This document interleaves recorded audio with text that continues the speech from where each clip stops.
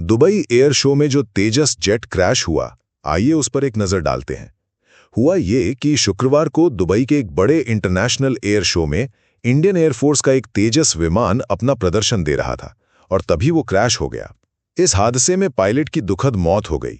तो चलिए इस पूरी घटना से जुड़ी 3 खास बातें समझते हैं। पहली बात, ये हादसा हुआ कैसे?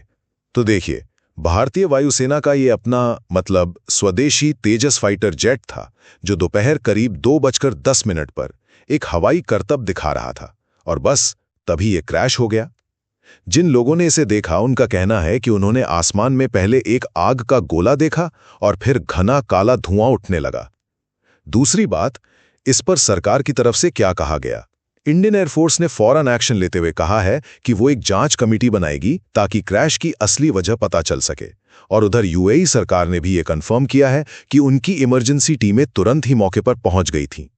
और तीसरी और आखिरी बात, ये विमान भारत के लिए इतना जरूरी क्यों है?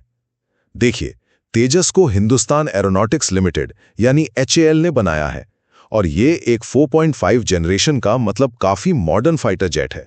और आपको पता है सबसे हैरान करने वाली बात क्या है? इसका सेफ्टी रिकॉर्ड बहुत ही जबरदस्त रहा है। तेजस के इतिहास में ये सिर्फ दूसरा क्रैश है।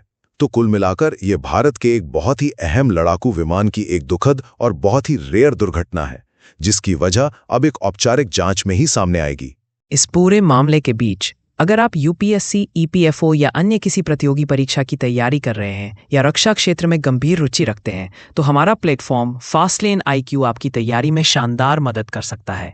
यहाँ आपको उच्च गुणवत्ता वाले UPSC, EPFO mock test, defence magazine, विश्लेषण, आर्टिकल्स और लगातार अपडेट मिलते हैं, यानी एक ही जगह पर पूरा अध्ययन सामान। आज ही फास्टलेन IQ पर जाएं और अपनी तैयारी को एक नई रफ्तार दें।